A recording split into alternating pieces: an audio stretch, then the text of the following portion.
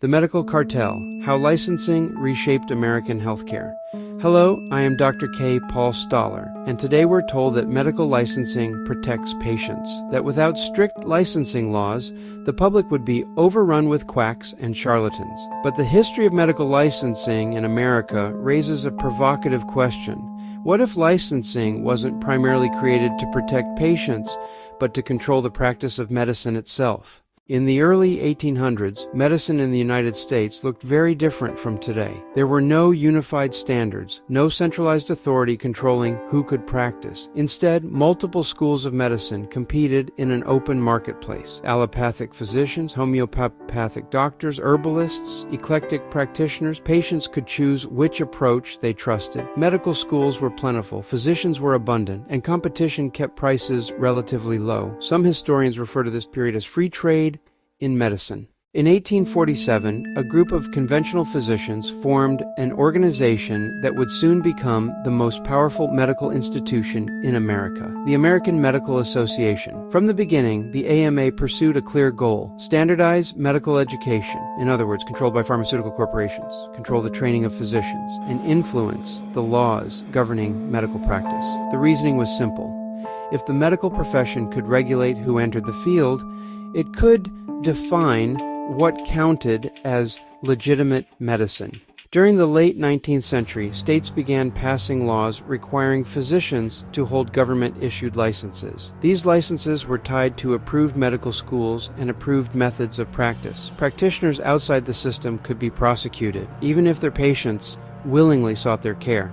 The legal foundation for this system was reinforced in the Supreme Court case Dent v. West Virginia, which upheld the authority of states to regulate medical practice. With that ruling, licensing laws spread across the country. Medicine was no longer an open marketplace. It was a regulated profession.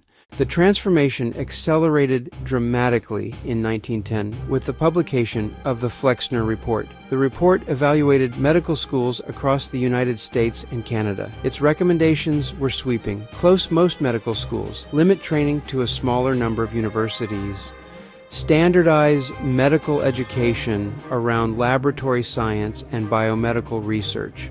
The result: hundreds of medical schools shut their doors. The number of physicians entering the profession dropped sharply, and the direction of American medicine became far more centralized. At the same time, medical research began focusing increasingly on pharmaceutical treatments. Drug-based therapies became the dominant model of modern medicine. Supporters argued that this scientific approach advanced medical knowledge and improved care. Critics, however, believe it narrowed the focus of healthcare toward treating symptoms rather than addressing underlying causes of disease. Today, the United States spends more on healthcare than any other nation on earth. Yet chronic diseases, from diabetes to heart disease, continue to rise. Critics argue that the licensing system contributes to these problems by restricting the supply of physicians, limiting competition, and concentrating power within a small number of institutions. Supporters counter that strict standards are necessary to ensure safe, effective medical care. This debate ultimately comes down to a fundamental question: who should control healthcare decisions, government regulators, professional boards, or individual patients? Advocates of deregulation argue that patients should have the freedom to choose among different medical approaches. Supporters of the current system argue that strong oversight protects the public from dangerous practices. Medical licensing reshaped American healthcare. It standardized education to be consistent with the agenda of pharma overlord centralized authority, and defined what counts as legitimate medicine.